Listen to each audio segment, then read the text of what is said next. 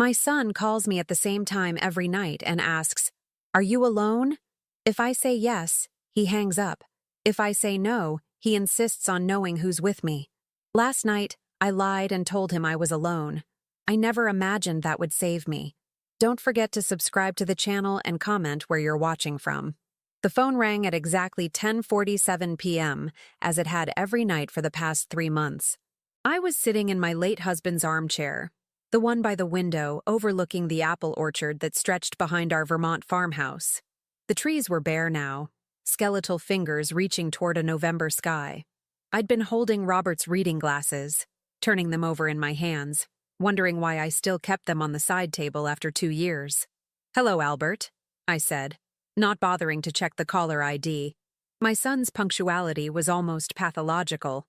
"Mom," his voice came through tight, controlled. "Are you alone?" The question. Always the same question.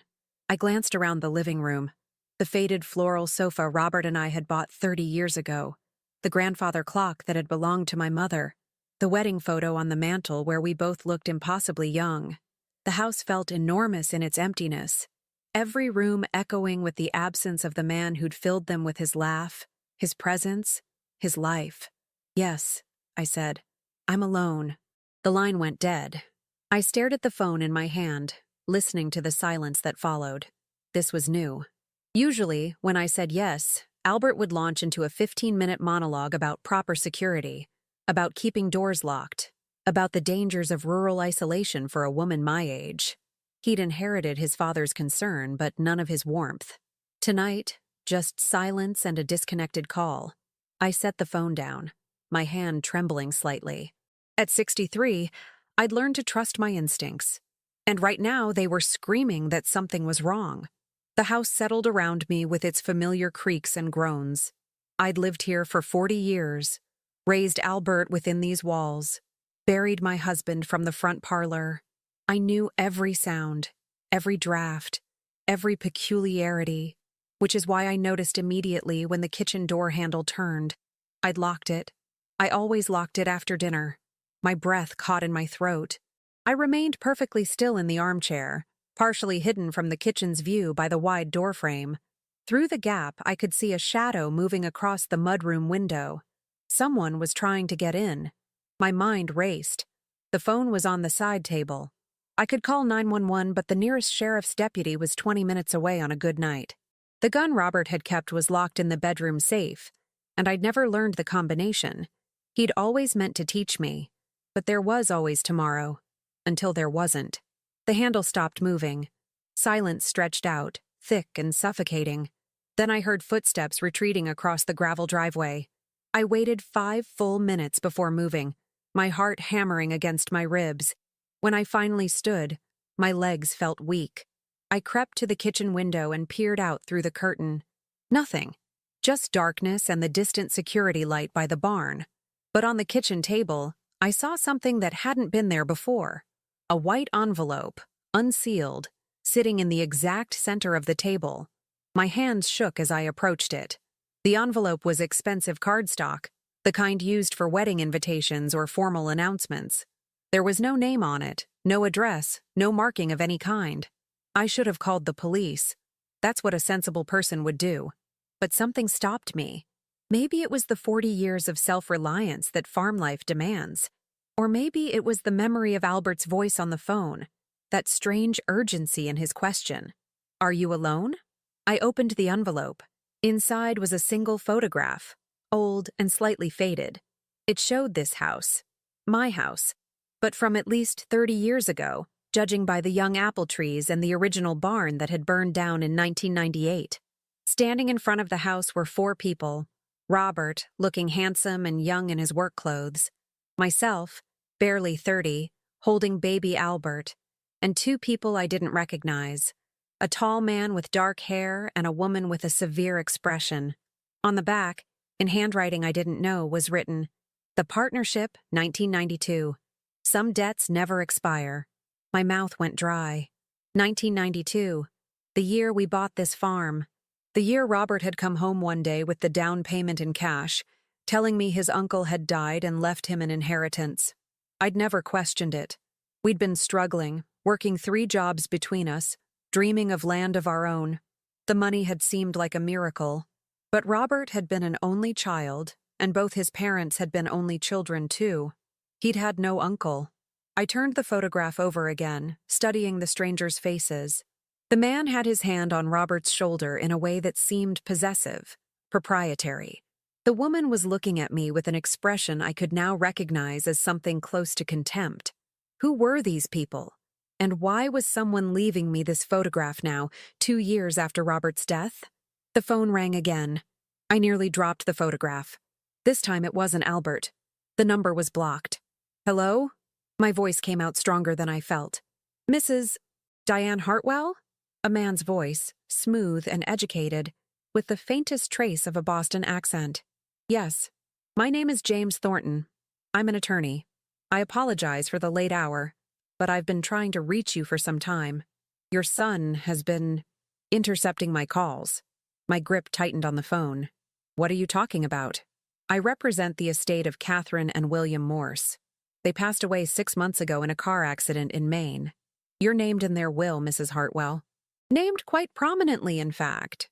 The room tilted slightly. I sat down hard in the nearest chair. I don't know anyone by those names. Perhaps not by name, Thornton said carefully.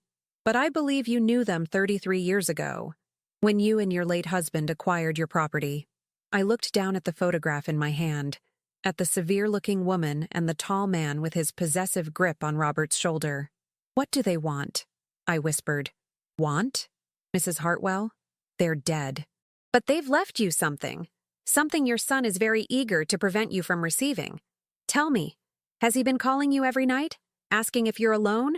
My blood turned to ice. How do you know that? Because he's been in my office 3 times, trying to gain power of attorney over your affairs.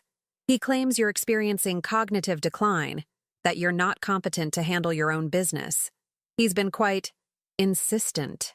The words hit me like physical blows. Albert, my son, trying to declare me incompetent? That's absurd, I said, but my voice shook. I'm perfectly capable. I know you are, which is why I needed to reach you directly. Mrs. Hartwell, the Morses left you a document, a contract, signed by your husband in 1992, and a letter explaining everything. But I need to give these to you in person, and I need to do it before your son realizes we've made contact. What kind of contract? The kind that makes you a very wealthy woman, and the kind that explains why someone might want to keep you isolated and confused. Mrs. Hartwell, are you truly alone in that house? I thought about the envelope on the table, the person who'd tried the door. I don't know anymore, I said honestly. Listen to me carefully. Don't tell anyone about this call. Not your son, not anyone. I'm driving up from Boston now. I can be there by 1 a.m. Can you stay awake? Can you stay safe? I looked around my kitchen, the room where I'd made 40 years of breakfasts, where I'd nursed Albert through childhood illnesses, where Robert and I had planned our future over countless cups of coffee. It suddenly felt like foreign territory, full of shadows and secrets. Mrs. Hartwell? Thornton's voice was urgent. Are you there? I'm here, I said. I'll be waiting. Keep your doors locked. If anyone comes to the door before I arrive, even if it's your son, don't let them in. Do you understand? Yes. Good. I'll see you soon. He hung up. I sat in the kitchen for a long moment, staring at the photograph.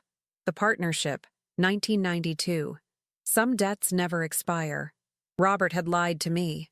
Albert was trying to have me declared incompetent. Someone had tried to enter my house, and 2 strangers I'd never heard of had died and left me. What? Money? Property? Secrets? The grandfather clock in the living room chimed 11. I had 2 hours before Thornton arrived. 2 hours to figure out what I was dealing with, to decide if I could trust him, to protect myself from whatever was coming. I stood and walked to Robert's study, the one room in the house I'd barely touched since his death. His desk was exactly as he'd left it, neat, organized, everything in its place. Robert had been meticulous, almost obsessively so. I started opening drawers. In the third one down, hidden beneath a stack of old farm equipment manuals, I found another envelope. Same expensive cardstock, same unmarked surface. Inside was a key, old brass, the kind that might open a safe deposit box, and a note in Robert's handwriting. Diane, if you're reading this, I'm gone. I'm sorry. For everything. The key opens box 247 at First National in Burlington. Go alone. Tell no one, especially not Albert. He doesn't understand. He can't understand. Some secrets are meant to protect, not harm. I loved you. Always. R. My hands trembled as I held the note. Robert had known something. Had left me away to find out what. The phone rang again. Albert, right on schedule for his second attempt. This time, when he asked, "Are you alone?" I made a decision that would change everything. "No," I lied. "Sheriff's deputy stopped by. He's still here, checking the perimeter. Thought he saw someone in the orchard." The silence on the other end was longer this time. When Albert spoke again, his voice was different. Harder, colder. "That's good, Mom. That's real good. You stay safe tonight. I'll come by tomorrow morning. First thing. We need to talk." "About what?" "About the future. About what's best for you. Sleep well, Mom." He hung up before I could respond. I stared at the phone, at the key, at the photograph. Tomorrow morning. He'd said it like a threat. But tonight, I had 2 hours. 2 hours to learn the truth. And for the first time in months, maybe years, I felt something I hadn't expected. I felt ready to fight. I had 90 minutes before Thornton arrived. 90 minutes to search a house full of 40 years of accumulated life for answers my husband had deliberately hidden. I started in Robert's study, working methodically through every drawer, every file folder, every book on the shelves. Farm records, tax returns, equipment receipts. Everything was meticulously organized and appeared completely ordinary. Too ordinary. Robert had been hiding something, which meant he'd been good at it. I checked my watch. 11:30. The house felt different now, charged with secrets. Every shadow seemed darker, every creak more ominous. In the filing cabinet, I found our property deed. I'd never actually read it before. Robert had handled all the paperwork. Now, studying it by lamplight, I saw something that made my stomach clench. The property hadn't been purchased outright in 1992. It had been transferred. The previous owners were listed as William and Catherine Morse, the couple in the photograph, the couple whose estate I was supposedly named in. We hadn't bought this farm. We'd been given it. Why would anyone give away a 100-acre farm with a house and barn? What had Robert done to earn that kind of gift? The grandfather clock struck midnight, and I nearly jumped out of my skin. "Get it together, Diane," I told myself. "You've lived through Robert's cancer, through running this farm alone, through 2 Vermont winters without him. You can handle this." I moved to the bedroom, to Robert's closet. His clothes still hung there. I hadn't been able to part with them yet. I ran my hands along the pockets of his jackets, feeling foolish, like a character in a movie. But in the inside pocket of his good Sunday blazer, I found something. A business card, old and worn from being handled repeatedly. Morse and Associates, private investment firm. William Morse, senior partner. An address in Boston. A phone number that had been disconnected. I tried it immediately. Private investment. Partnership. The words from the photograph echoed in my mind. I sat on the edge of the bed, trying to piece it together. Robert had worked for William Morse in some capacity. They'd invested in something together. And somehow, Robert had ended up with their farm. The headlights swept across the bedroom wall. I froze. It was only 12:15. Too early for Thornton. I moved to the window and peered out through the curtain. A dark SUV had pulled into my driveway, its engine still running. As I watched, Albert got out of the driver's side. My son. Here. Now. He was supposed to come tomorrow morning. He'd said tomorrow morning, unless he'd lied, unless he'd never intended to wait. I watched him walk to the front door, his movements purposeful, confident. He had a key. Of course he had a key. I'd given him one years ago for emergencies. This qualified as an emergency, but not the kind I'd imagined when I'd handed him that key. I heard it turn in the lock downstairs, heard the front door open. "Mom?" Albert called out. His voice echoed through the house. "Mom, I know you're here. Your car's in the driveway." I didn't answer. My mind raced. The lawyer had said not to let anyone in, even Albert, especially Albert. Mom, I talked to Sheriff Daniels. There was no deputy sent out here tonight. You lied to me. His footsteps moved through the first floor. I could track his progress. Living room, kitchen, dining room. He was searching methodically, just as I had been. I'm trying to help you, he called out. You're confused. The lawyer who called you, James Thornton, he's not who he says he is. He's trying to scam you, to take advantage of your grief. I pressed my back against the bedroom wall, barely breathing. He was at the bottom of the stairs now. Mom, please, I'm worried about you. These paranoid thoughts, the lying, these are signs. Dad would want me to take care of you. Don't bring your father into this, I thought with sudden fierce anger. Don't you dare use him as justification. Albert's footsteps started up the stairs. Heavy, deliberate. Not the sound of a worried son. The sound of someone who'd already made up his mind. I moved silently to the bedroom door and turned the lock. It wouldn't hold him for long if he really wanted in, but it might buy me time. Mom! His voice was sharper now, right outside the door. He tried the handle. Why is this locked? Are you in there? I'm fine, Albert. Go home. Come back tomorrow, like you said. Open the door. No. The silence that followed was worse than his anger would have been. When he spoke again, his voice had changed. Softer, more manipulative. I recognized this tone from his childhood, from the times he'd tried to convince me that the broken window or the missing money hadn't been his fault. Mom, I love you. You know that, right? Everything I'm doing is because I love you. But you're not thinking clearly. The farm is too much for you.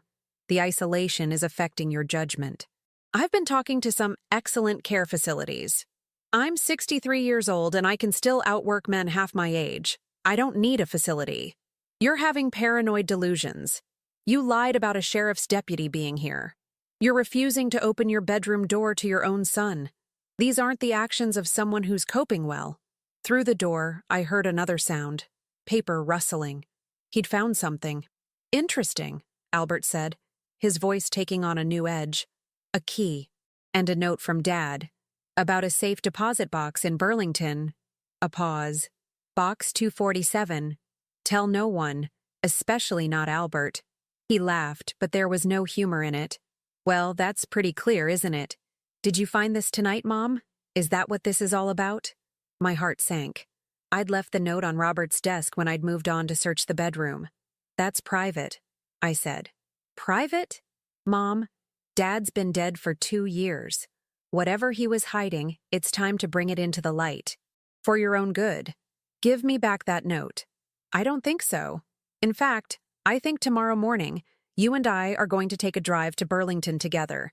We're going to open that box and see what Dad was so worried about. And then we're going to have a serious conversation about your future. I'm not going anywhere with you. Yes, Albert said, and his voice had gone cold and flat. You are. Because if you don't, I'm going to the court tomorrow afternoon with 3 doctors who've reviewed my documentation of your declining mental state. By tomorrow evening, I'll have emergency guardianship, and you won't have a choice about anything anymore. The words hit me like ice water. He'd been planning this. The nightly phone calls, the questions about whether I was alone. He'd been building a case, documenting what he'd call evidence of isolation and paranoia. You can't do that, I said, but my voice shook. I can. I have. The only question is whether you make this easy or hard. Open the door, Mom. Let's talk about this like adults. I looked at the clock on the nightstand. 12:35. Thornton wouldn't be here for at least another 25 minutes. Could I hold Albert off that long? I need a minute, I said. Let me get dressed. I'm in my nightgown. You have 2 minutes. His footsteps retreated slightly, but I could tell he was still right outside the door. I moved to the window. The bedroom was on the 2nd floor, but there was a trellis below. Old and probably rotten, but it had held Robert's climbing roses for 20 years. Could it hold me? Did I have a choice? I eased the window open as quietly as I could, wincing at every small sound. The November air rushed in, cold and sharp. I looked down. The trellis looked even more fragile from this angle. Time's up, Mom. The door handle rattled. I swung my leg over the windowsill. "Mom!" Albert's voice rose. "What are you doing? Are you—" The door crashed open just as I lowered myself onto the trellis. I heard Albert swear, heard him rush to the window. "Mom, stop! You're going to hurt yourself!" But I was already climbing down, my hands finding holds by instinct, my body remembering how to move despite the years. The trellis creaked and groaned, but it held. My feet touched the ground just as the top of the trellis pulled away from the house with a crack like a gunshot. I stumbled backward, landing hard on the cold earth. Above me, Albert leaned out the window. "Mom, are you insane?" I got to my feet, my hip aching but functional, and ran. Not toward the driveway. Albert would just catch me with his SUV. Instead, I ran toward the orchard, toward the darkness between the bare trees. "Mom!" Albert was on his phone now. I could hear his voice carrying across the night. "Yeah, it's me. She's running. Found the note about the box. We need to move up the timeline." I kept running, my breath coming in short gasps, branches catching at my clothes. Who was he talking to? Who else was involved in this? I reached the old equipment shed at the far edge of the orchard and ducked inside, pressing myself against the wall. Through the gaps in the boards, I could see the house lights, could see Albert's silhouette moving through the rooms. My phone. I'd left my phone in the house. I was alone, in the dark, in my nightgown and slippers, while my son hunted me through my own property. The absurdity of it would have been funny if it weren't so terrifying. A new set of headlights turned into the driveway. For a wild moment, I hoped it was Thornton, arriving early. But this was a sedan, and I watched a woman get out. Tall, elegant, expensive coat. Rachel, Albert's wife. She walked up to the house like she owned it, and Albert met her at the door. They spoke in low tones I couldn't hear, but their body language was clear. They were strategizing, planning. Rachel had never liked me. She'd made that clear from the moment Albert brought her home 8 years ago. She found the farm quaint and dirty, found my lifestyle unsophisticated. But I'd never imagined she'd help Albert do whatever this was, unless she was the one who'd pushed him into it. I shivered in the cold shed, watching my son and daughter-in-law hunt for me. The farm that had been my sanctuary for 40 years had become a trap. Another set of headlights.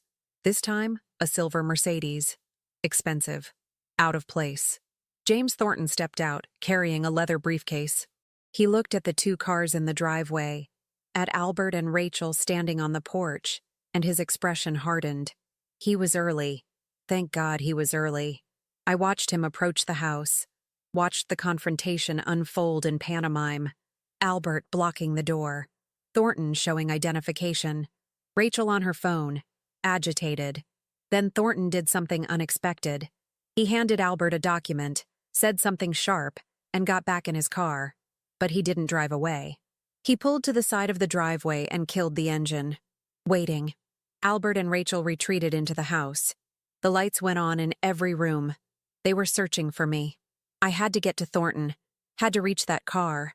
But 50 yards of open ground lay between the equipment shed and the driveway, and Albert had positioned himself at the window with a clear view. The phone in the house rang. I could hear it even from here, shrill and insistent. Once, twice, 3 times. It stopped. Then, moments later, every light in the house went out. The power. Someone had cut the power. In the darkness, I heard Rachel's voice rise in alarm, saw flashlight beams sweep through the windows. This was my chance. Maybe my only chance. I ran. I ran through the darkness, my slippers silent on the frost-hardened grass. Behind me, I heard Albert shout something, heard Rachel's higher-pitched response. The flashlight beam swung wildly, searching. But I was already at Thornton's Mercedes, yanking open the passenger door and throwing myself inside. "Drive," I gasped. "Drive now." Thornton didn't hesitate. The engine roared to life, and we shot backward down the driveway, gravel spraying. In the rearview mirror, I saw Albert running after us, his face twisted with rage in the scattered light from Rachel's flashlight. We hit the main road and Thornton accelerated, the farmhouse disappearing behind the bare trees. Only then did I realize I was shaking uncontrollably, my nightgown soaked with cold sweat despite the November chill. "Mrs. Hartwell?" Thornton said calmly, as if elderly women in nightgowns fled their homes into his car every day. I brought a blanket. It's in the back seat. I reached back and pulled it around my shoulders, the wool rough but warm. Thank you. I assume that was your son. And his wife. They were searching for me. He found the note Robert left about the safe deposit box. He's planning to have me declared incompetent tomorrow. Thornton nodded grimly. He called my office this afternoon. Threatened legal action if I contacted you. Said you were susceptible to fraud due to diminished mental capacity. He glanced at me. You just climbed out a second-story window and outran 2 people 30 years younger. I'd say your capacity is fine. Despite everything, I almost smiled. Where are we going? Somewhere safe. Somewhere we can talk. He pulled out his phone and handed it to me. First, call the sheriff. Report a break-in. Your son entered your home uninvited and you felt threatened. That's the truth, isn't it? He has a key. I gave it to him. Did you give him permission to use it tonight? To trap you in your bedroom? To hunt you through your property? I took the phone. No. Then it's trespassing at minimum. Make the call. My hands still trembled as I dialed.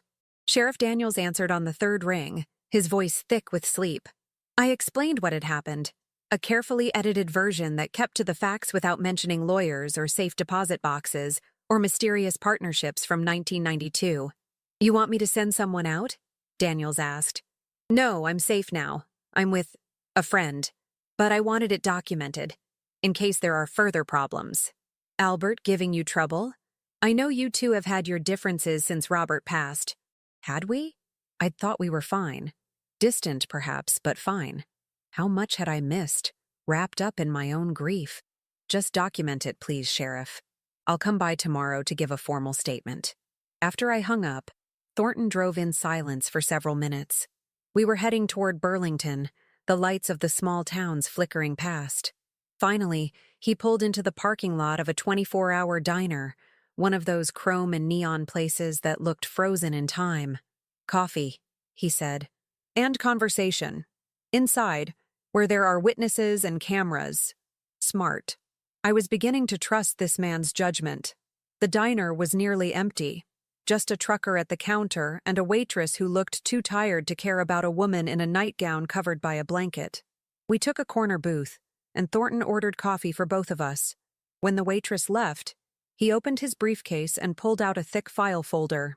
Before I show you these documents, he said, I need to explain something. William and Catherine Morse died 6 months ago. Their car went off a bridge in Maine during a storm. The police ruled it an accident. He paused. I'm not convinced it was. My coffee cup froze halfway to my lips. You think they were murdered? I think they knew something dangerous. And I think your husband knew it too. He slid a document across the table. This is William Morse's statement to me, recorded 2 weeks before he died. He knew he was in danger. He wanted to make sure certain information reached you if anything happened to him. I picked up the document with shaking hands. It was a typed transcript, legal and official looking, but the words were anything but formal. My name is William Morse. I am 78 years old and of sound mind. This statement is made voluntarily and witnessed by James Thornton, attorney at law.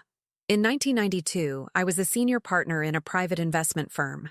We specialized in venture capital, but we also engaged in certain irregular transactions. Transactions that involved money from sources that preferred to remain anonymous. Robert Hartwell worked for me as an accountant. He was brilliant with numbers, meticulous, trustworthy. Or so I thought. In the spring of 1992, Robert discovered that I had been laundering money for a criminal organization. $3 million over 2 years, funneled through legitimate investments. He came to me with the evidence. I expected him to go to the police. Instead, he made me an offer. He wanted out, wanted to disappear with his wife and son, to start a legitimate life somewhere far from Boston. In exchange for his silence, I would give him my farm in Vermont, the property my wife and I had planned to retire to, and enough money to run it for the first 5 years. He would take the evidence with him, hidden somewhere safe, as insurance. I had no choice. I agreed. Robert Hartwell was an honest man forced into a dishonest position because he wanted to protect his family. He didn't know, couldn't have known, That the people I was involved with don't forget, don't forgive. I've spent 33 years looking over my shoulder. So has Catherine. And now they've found us. I know it. I can feel it. If you're reading this, Diane, I'm dead. And Robert is already dead. That's no coincidence. The evidence Robert took, financial records, recordings, names, it's still out there. He told me he'd hidden it somewhere at the farm. Somewhere you'd find it only if you needed to. He said you were smarter than anyone gave you credit for, and that if he died unexpectedly, you'd figure it out. You need to find it, Diane. Not for the money. God knows there's enough of that. And I'm leaving you everything I have to make up for the danger I put your family in. You need to find it because they're coming for you next. Your son Albert doesn't know the full story. He only knows pieces. Enough to make him dangerous, not enough to keep him safe. Someone got to him years ago, fed him information, turned him against you slowly. He thinks he's protecting the family name, protecting his inheritance. He doesn't realize he's working for the people who killed his father. Trust no one. Find the evidence. And for God's sake, stay alive. William Morse. I read the statement 3 times, my hands shaking so badly the paper rattled. When I finally looked up at Thornton, my voice came out as a whisper. Robert was killed? I believe so. The cancer diagnosis was legitimate, but I think it was accelerated. There are compounds that can speed up cellular deterioration, make natural disease progress faster, difficult to detect, especially in someone already terminal. But why? After 33 years? Because someone started asking questions. Someone with connections discovered the old money laundering operation and began investigating. William Morse's name came up. And when it did, someone remembered Robert Hartwell, the accountant who disappeared with evidence that could still destroy them. I thought about Robert's final months, the rapid deterioration, how the doctors had been surprised by how quickly the cancer spread, how he'd seemed almost relieved at the end, as if he'd been expecting worse. He knew, I said. He knew they'd found him. I think he suspected. That's why he left you the note, the key. He was trying to give you a way to protect yourself. And Albert? The name tasted bitter in my mouth. Albert is working for them? Not knowingly, but yes, someone has been manipulating him, feeding him information, probably for years, making him believe that you're losing your mental capacity, that the farm should be sold, that you need to be placed in care. Thornton's expression hardened. Once you're declared incompetent and Albert has power of attorney, the farm can be searched thoroughly. The evidence Robert hid will be found and destroyed. And you, he didn't finish the sentence. He didn't need to.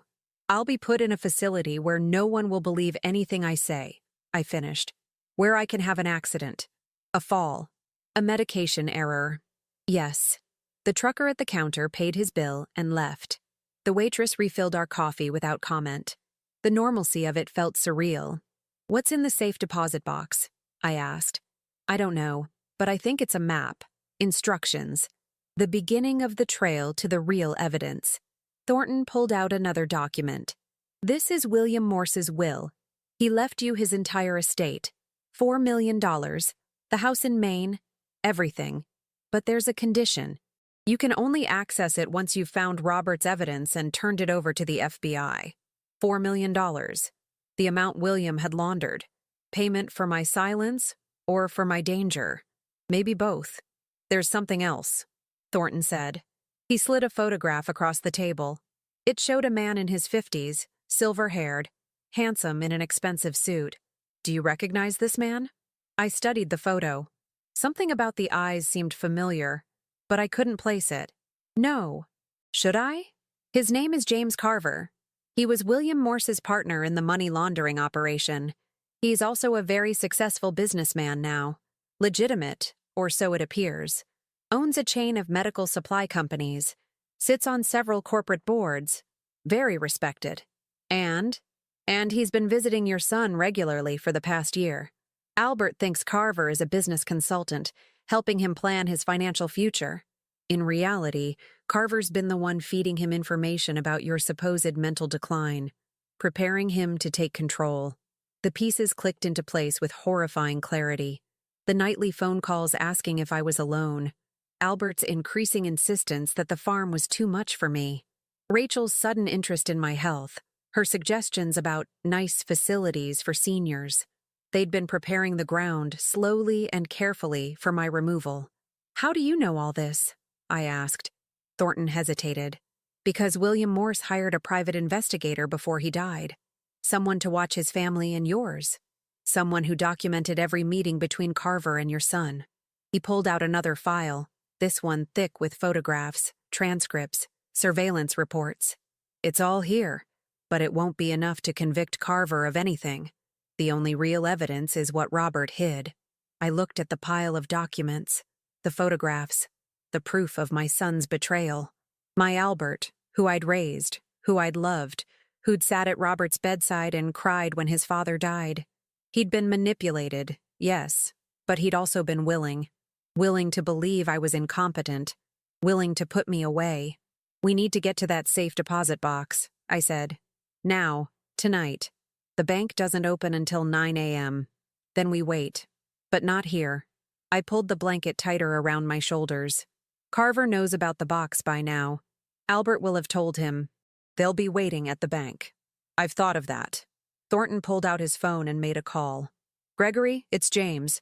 I need the favor." "Yes, tonight. First National Burlington. Box 247. 20 minutes? You're a lifesaver." He hung up and smiled. "Gregory Evans is the bank president. We went to law school together. He's meeting us at the bank in 20 minutes with security. Private access, no public entrance. No way for anyone to know we're there until we're done." I felt a surge of hope. Can we trust him? With my life. And now, with yours. We left money on the table and headed back to the car. As Thornton started the engine, I caught sight of myself in the side mirror. Hair wild, face pale. Still in my nightgown under the blanket. I looked like a madwoman. Maybe I was. Maybe this whole thing was exactly what Albert said. Paranoid delusions brought on by grief and isolation.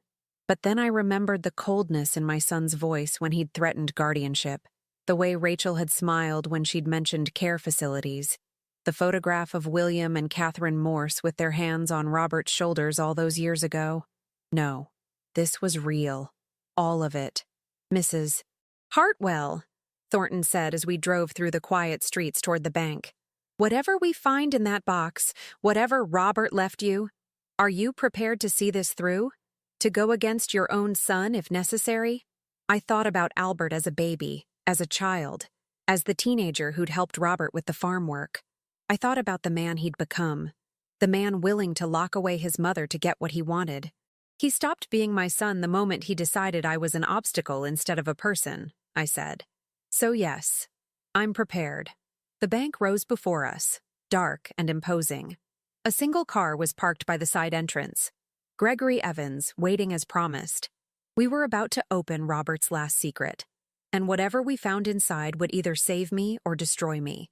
Either way, there was no turning back now. Gregory Evans was younger than I'd expected, maybe 45, with wire-rimmed glasses and the kind of tired expression that came from being woken at 1 in the morning. But his handshake was firm, and his eyes were sharp as they assessed me. Nightgown, blanket, and all. "James tells me you're in trouble," he said simply. "That's putting it mildly," I replied. He nodded and unlocked the side entrance. "Security is here, but they're staying in the monitoring room. No record of this access will show in the regular logs. As far as anyone knows, you were never here." We followed him through the dim corridors to the vault. The bank felt different at night, more like a mausoleum than a place of business. Our footsteps echoed on the marble floors. Chen used 2 keys and a code to open the vault door. Inside, rows of safe deposit boxes lined the walls, each one holding someone's secrets. Box 247 was in the middle row, eye level. "I'll need your key and identification," Evans said to me. I handed him the brass key Robert had left me. "I don't have my ID. It's back at the house." Chen looked at Thornton, who pulled out his phone and showed him something. Probably the private investigator's photos. Proof of my identity. Evans studied it, then studied me, and finally nodded. "Good enough for tonight. But Mrs. Hartwell? Officially, this access never happened. Understood?" Understood. He inserted both keys, his master and my brass one, and the box slid out with a soft metallic sound. It was larger than I'd expected, maybe 2 feet long. "I'll give you privacy," Evans said, and stepped outside the vault. Thornton and I stood looking at the box. This was it. Robert's final message to me, hidden for 2 years, waiting for the moment I'd need it. I lifted the lid. Inside were 3 items: a USB drive, a letter in Robert's handwriting, and a small leather journal. My hands trembled as I picked up the letter. The envelope was addressed simply, "Diane." I opened it. "My dearest Diane, if you're reading this, I'm gone, and you found yourself in danger. I'm so sorry. Every choice I made to protect you and Albert, but I see now that some choices only delay the inevitable. In 1992, I discovered that my employer, William Morse, was laundering money for a criminal organization run by James Carver. $3 million over 2 years. I had all the proof. Financial records, recorded conversations, everything needed to send them both to prison for 20 years. I should have gone to the police. That's what an honest man would have done. But I thought about you, about baby Albert, about the cramped apartment, and the 3 jobs between us and how tired you always looked. And I thought about that farm we'd driven past, the one you'd fallen in love with the apple orchard and the view of the mountains. So I made a devil's bargain. I traded my silence for that farm, for our future. Morse agreed because he had no choice. Carver never knew. Morse kept that secret to protect both of us. But Morse warned me. If Carver ever found out, if anyone ever discovered what I'd done, we'd all be dead. For 33 years, I kept the evidence hidden. The USB drive contains everything: financial records, audio recordings, email chains, enough to destroy Carver and everyone connected to him. The journal contains my own documentation, the story of how I discovered it all, my insurance policy written in my own hand. I buried the originals, Diane. I buried them on our property, where only someone who truly knows the land would think to look. The USB is a copy, but it will be enough to get the FBI interested. The journal will tell them where to dig. But there's something else you need to know. Something that will hurt you. And I'm sorry for that most of all. Albert knows pieces of this story. Not everything, but enough to be dangerous. 10 years ago, he found some old documents in the barn. Papers I'd thought I'd destroyed. He confronted me. Demanded to know the truth about the farm, about where our money came from. I told him a version of the truth. I told him I'd once worked for criminals, that I'd stolen from them to buy the farm, that if anyone ever found out, we'd lose everything. I made him promise to keep the secret, to protect the family. I thought I was protecting him by telling him. Instead, I gave him a weapon to use against us both. Because Albert didn't see it the way I intended. He saw a father who was a thief, who'd built everything on lies. He saw a farm that was stolen property, that could be taken away at any moment. And I think, God help me, I think it made him ashamed. He changed after that conversation, became distant. Married Rachel 6 months later. A woman who shares his new values: respectability, legitimacy, distance from anything that might taint the family name. If someone has gotten to Albert, if someone is using him against you, it's because he's vulnerable to it. He already believes his inheritance is dirty. It wouldn't take much to convince him that protecting himself means betraying you. I wish I'd never told him. I wish I'd gone to the police in 1992 and taken my chances with the law. But I can't change the past. I can only give you the tools to survive the future. The USB drive and journal will buy your safety, but only if you use them correctly. Don't go to the local police. Carver has connections everywhere. Go directly to the FBI field office in Boston. Ask for Agent Sharon Morrison. She's trustworthy. Morse vetted her himself before he died. The evidence is buried beneath the largest apple tree in the orchard, the one we planted the first year. Dig down 5 feet directly center from the trunk. You'll find a metal box. Inside is everything. I'm leaving you with an impossible choice, Diane. Use the evidence and destroy our son's father's reputation, or stay silent and risk your own life. I can't tell you what to do. I can only tell you that I love you, that I've always loved you, and that whatever you choose, I'll understand. You're stronger than you know. Smarter than anyone, including me, ever gave you credit for. You'll survive this. I know you will. Forgive me if you can. Forever yours, Robert. I read the letter twice, tears streaming down my face. Thornton stood silently beside me, giving me space for my grief. Robert had told Albert, had planted the seeds of doubt and shame that had grown into this betrayal. My husband had meant to protect our son, but instead he'd destroyed him. And now I had to choose. Save myself by revealing the truth, or protect Robert's memory by staying silent. Mrs. Hartwell, Thornton said gently, we need to move. We can't stay here all night. I nodded and picked up the USB drive. It was surprisingly light for something that held so much power. The journal was slim, leather-bound, filled with Robert's neat handwriting documenting everything. There's more, I said. Buried on the farm. The originals. We need to... My phone buzzed. Thornton's phone, technically, which he'd lent me. A text from an unknown number. Mrs. Hartwell, we need to talk. This is James Carver. Your son gave me this number. I understand you're upset, but I assure you, everything Albert is doing is in your best interest. Call me. Let's discuss this rationally. My blood ran cold. He has this number. How does he have this number? Thornton's expression darkened. I gave it to Albert's lawyer this afternoon when he was making threats. Standard professional courtesy. He swore under his breath. Which means Carver has connections inside Albert's legal team. Another text came through. I know you're at the bank, Diane. Don't make this harder than it needs to be. The evidence you think you have is meaningless without context. I can explain everything. I can make sure you're protected, taken care of. But you need to trust me. He's watching the bank, I whispered. He knows we're here. Thornton pulled out his own phone and called Evans.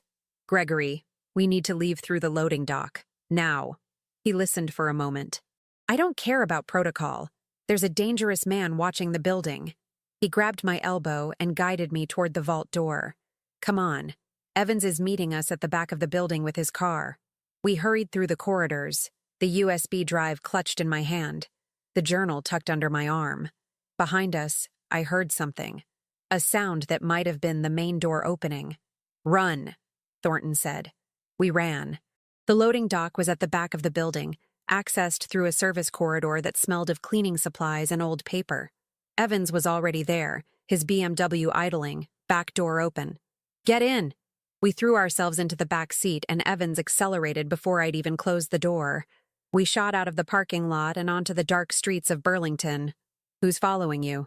Evans asked, his knuckles white on the steering wheel. Someone dangerous, Thornton said. Someone who's already killed at least 3 people. In the rearview mirror, I saw headlights turn onto the street behind us. A dark SUV moving fast. That's Albert's car, I said. That's my son. But as the SUV got closer, I saw there were 2 people in the front seat. Albert was driving, and in the passenger seat was a silver-haired man in an expensive suit. James Carver. The man who'd been pulling my son's strings for a year. The man who'd laundered millions and killed to keep his secrets. And he was right behind us. Hold on, Evans said, and turned hard onto a side street. The SUV followed. Evans drove like he'd done this before, fast but controlled, taking turns that forced the heavier SUV to slow down. But Albert knew these streets as well as Evans did. Better, maybe. He'd grown up here. They're gaining, Thornton said. My phone buzzed again. Another text from Carver. Diane, you're making a mistake. Pull over. Let's talk. I don't want anyone to get hurt. Then another text. This one with an attachment. A photo. It was Rachel, standing in my kitchen, holding something. It took me a moment to recognize it.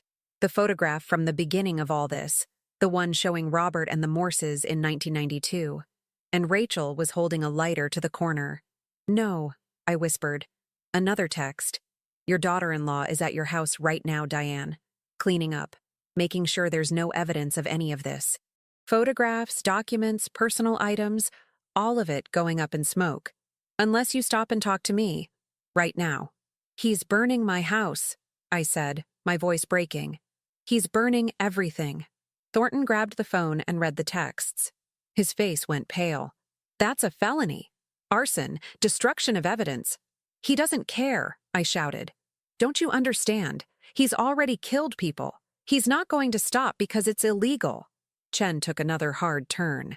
We were heading toward the highway now, toward escape. But escape to where? Carver had already proven he could find us, could track us, could destroy anything we left behind. We need to go to the FBI, Thornton said. Right now. It's the only way you'll be safe. Boston is 2 hours away, I said. The farm will be ashes by then. Everything Robert left, everything that proves what really happened, gone. You have the USB drive. You have the journal. Copies. Robert said they're copies. The originals are buried under the apple tree, and if Rachel burns down the house, they'll bulldoze the property before I can get back there. They'll find the evidence and destroy it, and all I'll have is a USB drive that any lawyer can claim was fabricated. Another text. Last chance, Diane. Pull over. Save your home. Save your son from making the worst mistake of his life. You have 30 seconds. I looked at the journal in my lap, at the USB drive, at Thornton's frightened face. I thought about Rachel setting fire to my memories, to 40 years of my life. I thought about Albert, my son, driving behind us with a murderer beside him. And I thought about Robert's letter. You're stronger than you know, smarter than anyone ever gave you credit for. I had copies of the evidence. I had Thornton as a witness. I had William Morse's statement and his investigators' documentation. But most importantly, I had lived on that farm for 40 years. I knew every inch of it, every hiding place, every secret corner, every way in and out.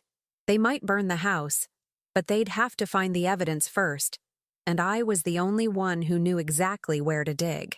Mr. Evans, I said, my voice steady now. Turn around. We're going back to the farm. Diane, that's insane, Thornton protested. Carver is right behind us. He's waiting for exactly that. I know. But he's made a mistake. I looked at the lawyer, at his confused expression. He thinks I'm a frightened old woman who'll do anything to save her house. He doesn't know who he's dealing with. And who's he dealing with? I smiled, and it was not a kind smile. A woman who's been running a 100-acre farm by herself for 2 years, who can drive a tractor, birth a calf, and fix a fence in the dark, who survived 40 Vermont winters and buried a husband and rebuilt her life from nothing. I gripped the journal tighter. He thinks age makes me weak. He's about to learn otherwise. Chen met my eyes in the rearview mirror. You're serious? Completely. Take me home, Mr. Evans. It's time to end this. Behind us, Albert's SUV was closing in. Ahead of us, the road split, one way toward Boston and safety, the other toward my farm and a final confrontation. Chen's hands tightened on the wheel. Your funeral, lady. He turned toward the farm. And I began to plan. We reached the farm at 2:47 a.m. The house was still standing, but smoke drifted from one of the upstairs windows.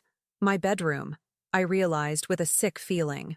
Rachel was being methodical, burning room by room, giving herself time to search for anything incriminating before destroying it all. Chen parked his BMW behind the barn, out of sight from the house.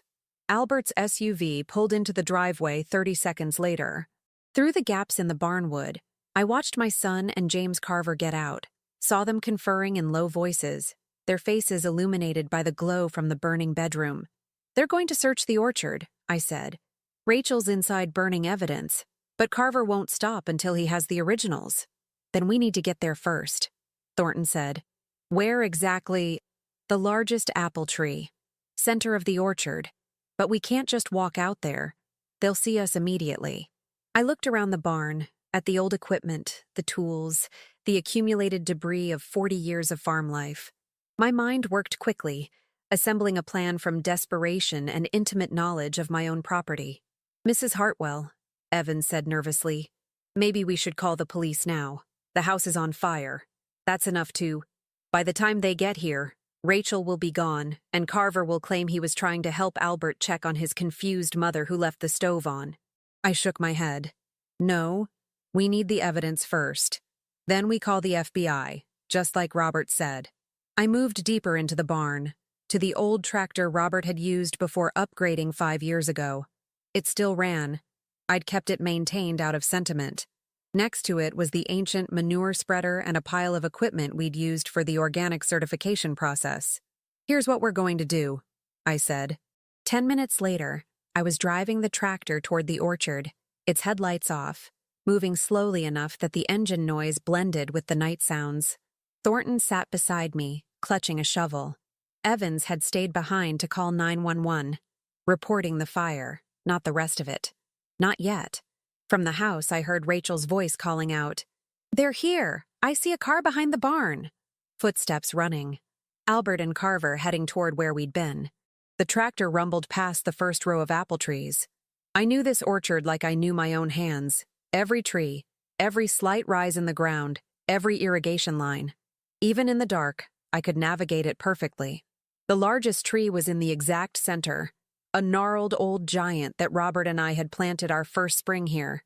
We'd been so young, so full of hope, certain that everything would grow strong and healthy. Some things had.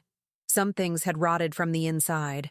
I stopped the tractor and climbed down, my hip protesting after the earlier fall from the trellis. Thornton was already digging, his city lawyer hands clumsy with the shovel but determined. Behind us, I heard the SUV's engine roar to life. Headlights swept across the orchard. "They know where we are," Thornton gasped. "Keep digging, we're close." I grabbed a second shovel from the tractor and joined him, driving the blade into the cold earth. 5 feet down, Robert had said. 5 feet seemed impossibly far when every second counted. The SUV crashed through the orchard's edge, tearing up the carefully maintained grass paths. It skidded to a stop 20 yards away, and Albert jumped out. "Mom, stop!" I kept digging, 2 feet down now. The earth was harder here, packed tight by years of settling. Albert ran toward us, and I saw his face in the tractor's reflected dashboard light, anguished, confused, caught between competing loyalties. "Mom, please. You don't understand what you're doing." "I understand perfectly," I said, not stopping. "I understand that James Carver has been manipulating you for a year. I understand that your father made a terrible choice in 1992 to protect our family. And I understand that you were willing to lock me away rather than face the truth." "The truth?" Albert's laugh was brittle. "The truth is, Dad was a criminal. He blackmailed people, stole property, built our entire life on extortion. He protected us," I said. 3 feet now. My arms ached, but I kept digging. From men who would have killed us all. From a system that wouldn't have cared about keeping a young family together. He made an impossible choice, and he's been paying for it ever since. Carver had gotten out of the SUV now, moving more slowly, more carefully. He was smiling, I noticed. Actually smiling, as if this were all some amusing game. "Diane," he said, his voice smooth as silk, "you've led us on quite a chase. But it's over now. You can't dig fast enough. And even if you could, what then? You hand over evidence that will destroy your husband's reputation, your son's inheritance, your family's name. For what? Revenge? For justice," I said. 4 feet. The shovel hit something with a metallic clang. Carver's smile disappeared. "Albert, stop her. Now." Albert hesitated, looking between me and Carver. In that moment, I saw the little boy I'd raised, the one who'd cry over injured birds, who'd helped me nurse Robert through his final days. That boy was still in there, somewhere beneath the manipulation and fear. "Albert," I said softly, still digging around the metal object, "your father left you a letter too. It's in the safe deposit box. Read it before you do anything else. Please." "There is no letter," Carver snapped. "She's lying." "Diane, step away from the hole." He'd pulled out a gun, small, dark, pointed directly at me. Thornton froze mid-dig. "Carver, put that away. You're on camera." "What camera?" Carver laughed. "The one I'm wearing." Thornton tapped his lapel, where a small button camera was barely visible. "Recording everything. Audio and video, uploading to cloud storage in real time. Shoot anyone here, and you'll be on film committing murder. Your choice." I hadn't known about the camera. Thornton had planned ahead better than I'd given him credit for. Carver's hand wavered, but the gun stayed up. Clever. But here's the thing about lawyers. You die just as easily as anyone else. And once you're dead, I can destroy that camera and every copy you've made. You won't have time, I said. I'd reached the metal box now, was prying it loose from the earth. Because the FBI is already on their way. I texted Agent Sharon Morrison 20 minutes ago from Mr. Evans's phone. She knows everything. The money laundering, the murders, all of it. They'll be here in 30 minutes, maybe less. I hadn't actually texted anyone, but Carver didn't know that. His face went pale. You're bluffing. Am I? I pulled the metal box free and set it on the ground. It was locked, but I had the key. Another brass one, twin to the safe deposit box key that Robert had left in his note. Your entire operation documented in detail. Financial records going back 30 years. Audio recordings of your conversations with William Morse. Everything Robert collected before he made his deal.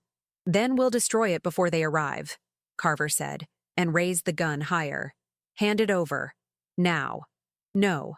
I stood up, the box clutched to my chest and faced him. An old woman in a nightgown covered in dirt, exhausted and terrified, but absolutely certain. You're going to prison, Mr. Carver. For murder, for money laundering, for everything you've done. And nothing you do here tonight will change that. Mom, Albert's voice cracked. Mom, please. He'll kill you. Then he'll kill me, I said simply. But I won't let him win. Not after what he did to your father. Not after he used you against me. In the distance, I heard sirens. Real ones this time. The fire department responding to Evans's call. And behind them, maybe, something else. More sirens. Closer. Carver heard them too. His expression hardened. Last chance, Diane. I looked at my son, at the man he'd become. Weak where I'd hoped for strength. Fearful where I'd dreamed of courage. But still my son. Still salvageable, maybe, if he made the right choice now. Albert, I said, your father loved you. Everything he did, every mistake he made was trying to give you a better life than he had. Don't let this man, this murderer, make you complicit in my death. Don't let him turn you into something you can't come back from. Albert looked at me, then at Carver, then at the gun, and he made his choice. He stepped between us, blocking Carver's shot. No, Albert said. His voice was steady now, certain. Put the gun down, James. Get out of the way, Albert. Don't be stupid. I said no. It's over. She's right. The FBI is coming. You're finished. But I don't have to be finished with you. I can still choose who I am. Carver's face twisted with rage. You pathetic! The gunshot was deafeningly loud in the quiet orchard. But it wasn't Carver's gun. It was Sheriff Daniels, appearing from behind the SUV with 3 deputies. His weapon pointed at Carver's head. Drop it! Drop the weapon now! Carver stood frozen for a long moment, the gun still pointed at Albert's back. Then, slowly, he lowered it and let it fall to the ground. Daniels kicked the weapon away and cuffed Carver with practiced efficiency. James Carver, you're under arrest for attempted murder, criminal threatening, and conspiracy to commit arson. You have the right to remain. The Miranda rights faded into background noise as I sank to the ground, the metal box still clutched against my chest. My hands were shaking so badly I could barely hold it. Albert knelt beside me, his face wet with tears. Mom, I'm so sorry. I'm so sorry. I looked at him, really looked at him, and saw the boy I'd raised fighting to resurface through years of manipulation and fear and shame. You chose right, I whispered. At the last moment, you chose right. That's what matters. Thornton helped me to my feet as more vehicles arrived. Fire trucks, more police cars, and finally, a black sedan that screamed federal authority. A woman in her 40s got out, badge already visible. Agent Sharon Morrison, FBI, she said, approaching us. I got a very interesting call about an hour ago from a lawyer named Gregory Evans. He said Diane Hartwell might need federal assistance. She looked at the metal box in my arms. I assume that's the evidence? I handed it to her, feeling the weight of 33 years lift from my shoulders. Everything you need. Financial records, audio recordings, documentation of a money laundering operation and 3 murders. William and Catherine Morse, and my husband, Robert Hartwell. Morrison took the box carefully, reverently. We've been investigating Carver's organization for 2 years. This might be exactly what we need to bring down the whole network." She looked at Carver, now sitting in the back of a patrol car. "Well done, Mrs. Hartwell." Rachel was brought out of the house in handcuffs, her expensive coat covered in ash. She wouldn't meet my eyes. The fire department was hosing down my bedroom, though the damage was extensive. But the house would survive, could be repaired, unlike some things. I walked back to where Albert stood alone, watching everything with a shell-shocked expression. "There's a letter," I told him. "In the safe deposit box in Burlington. Your father wrote it 10 years ago, after he told you about the money. Read it. It explains everything. The choices he made, the reasons why, what he wanted for you. I don't deserve— Read it anyway, and then decide who you want to be. But Albert," I looked at him steadily, "if you choose to be the man James Carver tried to make you, if you choose greed and manipulation over truth and family, don't come back to this farm. I'll rebuild without you. And if I choose better?" I thought about it. About forgiveness and family and second chances. About how Robert had made terrible choices trying to protect the people he loved, and how those choices had rippled forward through decades. "Then we'll talk," I said finally. "We'll talk about what comes next. But the trust, that's gone, Albert. You'll have to earn that back if you can." He nodded, tears streaming down his face. "I understand." Agent Morrison approached again. "Mrs. Hartwell, I'll need you to come to Boston tomorrow to give a formal statement. Can you do that?" "Yes." "Good. And Mrs. Hartwell? William Morse was right about you. You are smarter than anyone gave you credit for." As the federal agents worked the scene, as the fire trucks finished their work, as my son stood alone with his choices, I walked back to the largest apple tree. The hole we'd dug gaped open like a wound in the earth. Robert and I had planted this tree with such hope. We'd watered it through droughts, pruned it through winters, harvested its fruit every fall. We'd built our life around it, literally and figuratively. And all the while, beneath its roots, the evidence of our compromise had been waiting. I knelt and touched the earth, thinking about the man I'd married, the choices he'd made, the price we'd all paid. "I found it, Robert," I whispered to the cold November night. "I found it, and I finished what you started. Rest now." The wind rustled through the bare branches above me, carrying the smell of smoke and the promise of dawn. It was over. Almost. 3 months later, I stood in the rebuilt bedroom, running my hand along the fresh paint. The room smelled of primer and new wood, scents of renewal, not ash. Through the window, I could see the orchard, the trees just beginning to show the first hints of spring buds. The largest apple tree stood in the center, marked now by nothing more than a circle of fresh soil where we'd filled in the hole. The evidence it had protected was in federal custody, being used to dismantle what Agent Morrison called one of the most sophisticated money laundering operations in the Northeast. James Carver was in prison awaiting trial on 17 counts, including 3 murders. The accelerated cancer that had killed Robert. Morrison had found the specialist Carver had hired, a doctor who'd since fled to Brazil but left behind enough documentation to prove what they'd done. William and Catherine Morse's car accident had been reinvestigated, revealing brake line tampering that the initial investigation had missed. Rachel had taken a plea deal, agreeing to testify against Carver in exchange for a reduced sentence. She'd be out in 5 years, maybe less with good behavior. She'd never contacted me, never apologized. I didn't expect she would. The doorbell rang, pulling me from my thoughts. I descended the stairs slowly. My hip still ached on cold mornings, a permanent reminder of the night I'd climbed down the trellis, and opened the door. Albert stood on the porch, holding a bakery box and looking uncertain. It was his 4th visit since that night. The first 3 had been brief, awkward, both of us tiptoeing around everything that had happened. But he kept coming back, kept trying, and that counted for something. "Hi, Mom," he said quietly. "I brought coffee cake, the kind Dad used to like." I stepped aside to let him in. "Thank you." We sat at the kitchen table, the same table where I'd found the photograph that had started everything.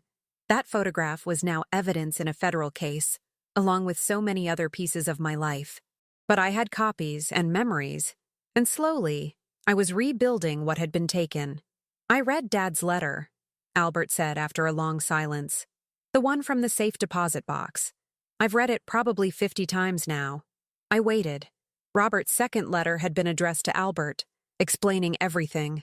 Not just the facts of what had happened, but the emotions behind it. The fear, the desperation, the love that had driven every choice. I'd read it once with James Thornton's permission before it went into evidence. It had made me cry for days. He loved me, Albert continued, his voice thick. I knew that intellectually, but I'd convinced myself that the love was conditional, that if he'd really loved me, he wouldn't have built our life on a lie. And now? Now I understand that he built our life on a sacrifice. He saw an opportunity to give us something better, something he'd never had, and he took it, even knowing the risk, even knowing he'd have to carry that weight forever. Albert looked up at me, his eyes red. I spent 10 years hating him for being imperfect, for not being the hero I'd imagined, and then I let that hatred make me into someone even worse. I reached across the table and covered his hand with mine. You chose right when it mattered most. You stood between me and a loaded gun. That's not nothing, Albert. It should have been sooner. I should have seen what Carver was doing, should have questioned. His voice broke. I almost got you killed, Mom. I almost became an accomplice to murder because I was so caught up in protecting my own image, my own reputation. But you didn't. You stopped. You made a choice. At the last possible second. After months of working against you. Trying to have you declared incompetent. Believing every lie Carver fed me. He pulled his hand back and stood up, pacing to the window. The lawyer Dad wanted me to read the letter with. The one who was supposed to be executor of his will. Carver got to him first. Told him I was concerned about your mental state. Asked him to recommend doctors who could evaluate you. I thought I was being responsible. Thought I was protecting the family. I joined him at the window, looking out at the land Robert and I had built together. Carver was good at manipulation. He had practice. He knew exactly what buttons to push, what fears to exploit. You're not the first person he's fooled, and you wouldn't have been the last. That doesn't excuse it. No, I agreed. It doesn't. But understanding it is the first step to making sure it doesn't happen again. Albert was quiet for a long moment. Then, I saw Rachel yesterday, at the county jail. She asked me to write a letter to the judge, asking for leniency. Are you going to? I told her no. He turned to face me. I told her that what she did, helping Carver burn your house, destroy evidence, trap you, that was unforgivable. That even if we'd both been wrong about Dad's choices, what she chose to do was something else entirely. Something criminal. How did she take it? She said I was choosing you over her, that I'd regret it. He laughed bitterly. She still doesn't get it. She still thinks this is about sides, about loyalty, about who wins. She doesn't understand that it's about right and wrong.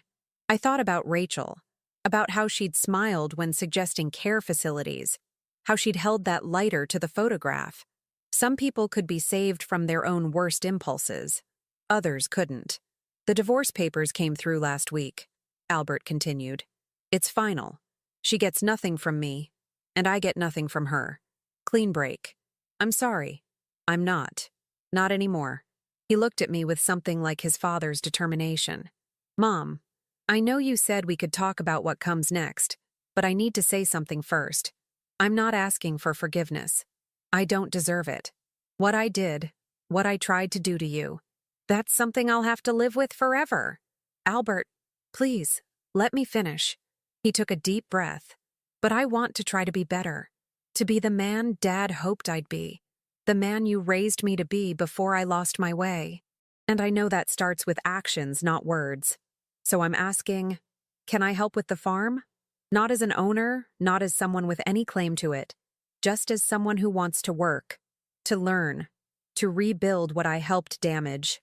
I studied my son, the gray showing at his temples now, the lines around his eyes that had deepened over these past 3 months. He looked older, wearier, but also somehow more solid, more real. The spring planting starts in 2 weeks, I said slowly. The orchard needs pruning. The north fence needs repair. There's a new irrigation system being installed that I could use help with. Hope flickered in his eyes. I could do that. I could do all of that. It's hard work. Long days. Your hands will blister and your back will ache and you'll go home exhausted every night. I know. And at the end of it, I still might not trust you. I still might decide this farm is mine alone, that you lost your right to any part of it when you tried to take it from me. I understand. I looked out at the orchard again, at the land that had cost Robert his integrity, his peace of mind, and ultimately his life. The land that I'd fought to keep, that I'd nearly died protecting. It was just land, just trees and soil and hard work. But it was also legacy, family, the physical manifestation of every choice we'd made, good and bad. Be here at 6 a.m., I said. Bring work gloves and wear clothes you don't mind ruining. Albert's face transformed. Thank you, Mom. Thank you. Don't thank me yet. We'll see if you last a week. But I was smiling as I said it, and so was he. After Albert left, I walked out to the orchard alone. It was what I did most evenings now, a ritual of remembrance and renewal. I touched the bark of the trees Robert and I had planted together, noted which ones needed attention, planned the season ahead. At the largest tree, I stopped. Someone had left flowers, Agent Morrison, who visited occasionally to update me on the case. She'd become something like a friend, this federal agent who understood that justice was more than just closing cases. Mrs. Hartwell? I turned to find James Thornton walking up the path, briefcase in hand. He visited too, usually with documents that needed signing or news about William Morse's estate. The $4 million was mine now, legally and completely. I'd set most of it aside, unsure what to do with money that carried such weight. James, I said warmly, I wasn't expecting you today. I have news. He was smiling, which usually meant good news. The last of Carver's associates took a plea deal this morning. Morrison says they have enough now to put him away for life, possibly multiple life sentences. It's over, Diane. Really over. I felt something loosen in my chest, a tension I'd been carrying for so long I'd forgotten it was there. Thank you. For everything. For believing me. For helping me. For doing my job? He shook his head. Diane, you saved yourself. I just provided a car and some documentation. Everything else, the courage, the intelligence, the sheer determination to see it through, that was all you. Robert would have been proud, I said softly. Robert would have been grateful, Thornton corrected. He left you the tools, but you're the one who figured out how to use them. That letter he left, he said you were smarter than anyone gave you credit for. He was right, but even he didn't know how right. We stood in comfortable silence for a moment, looking out over the orchard. The sun was setting, painting the sky in shades of orange and pink. What will you do now? Thornton asked. With the farm, with the money, with everything? I'd been thinking about that question for weeks. The truth was, I didn't need to do anything dramatic. I didn't need to start a foundation or travel the world or make grand gestures. Those were the fantasies of people who didn't understand that sometimes the victory was simply in continuing, in surviving, in choosing to stay and build despite everything. I'm going to run my farm, I said. I'm going to repair what was damaged and plant what needs planting. I'm going to watch my son try to become a better man and decide, season by season, whether I believe his efforts are genuine. I'm going to have coffee with Sheriff Daniels once a week and dinner with Sharon Morrison once a month. I'm going to live. That's it? That's everything. I smiled at him. I'm 63 years old, James. I've survived my husband's death, my son's betrayal, an attempted murder, and a conspiracy 3 decades in the making. I've learned that I'm stronger than I thought, smarter than I was given credit for, and more capable than anyone, including myself, believed. That's not nothing. That's not small. That's a victory worth celebrating every single day. Thornton nodded slowly. You're remarkable, Diane. No, I said. I'm just what every woman my age is. A survivor who learned to use her intelligence instead of accepting others' definitions of her limitations. We're everywhere, James. In every town, every family, every situation where people underestimate us because we're old or female or just mothers or farmers or ordinary women. We're the ones who remember everything, who notice what others miss, who outlast the people who think youth and strength are the only powers that matter. I turned back to the largest apple tree, to the spot where Robert had buried his secrets. He thought he was protecting me by keeping me ignorant. But ignorance isn't protection. It's just another kind of trap. What protected me was 40 years of learning this land, of building strength through hard work, of developing the kind of wisdom that only comes from living fully and paying attention. "Will you tell your story?" Thornton asked. "The media has been calling. There's interest in—" "No." My voice was firm. "This isn't a story for public consumption. This is my life, my family's private pain and private redemption. Let them write about Carver and his crimes. Let them celebrate the FBI's victory. But my part in it, that stays here, on this land, with the people who lived it." As Thornton walked back to his car, I remained under the apple tree, watching the last light fade from the sky. Tomorrow, Albert would arrive at 6 a.m., and we'd begin the slow process of possibly rebuilding something resembling a family. Or maybe we wouldn't. Maybe he'd last a week and decide farm work was too hard, or I'd decide his presence was too painful. Either way, I'd be fine.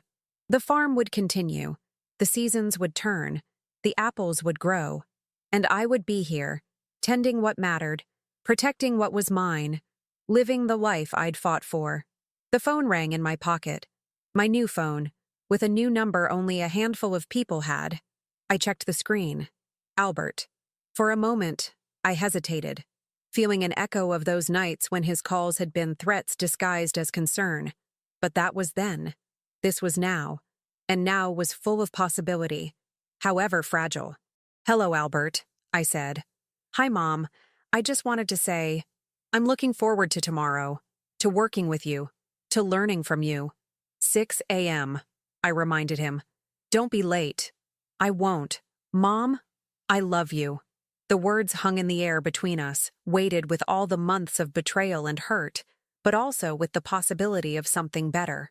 "I know," I said finally. "We'll talk tomorrow." I hung up and slipped the phone back into my pocket. The first stars were appearing in the darkening sky, the same stars that had witnessed everything. Robert's original bargain, my desperate flight, the final confrontation, and now this quiet moment of maybe peace. I walked back to the house, my house, its windows glowing warm against the twilight. Inside there was coffee to make for tomorrow's early start, accounts to review, a life to continue living. I was 63 years old. I had survived. I had won. And tomorrow I would wake up and do the work that needed doing, the same as I'd done for 40 years, the same as I'd do for however many years remained to me. Because that was the real victory, not the dramatic confrontation or the evidence or the arrests. The real victory was in continuing, in refusing to be diminished, dismissed, or destroyed by people who thought age and gender made me weak. I was Diane Hartwell.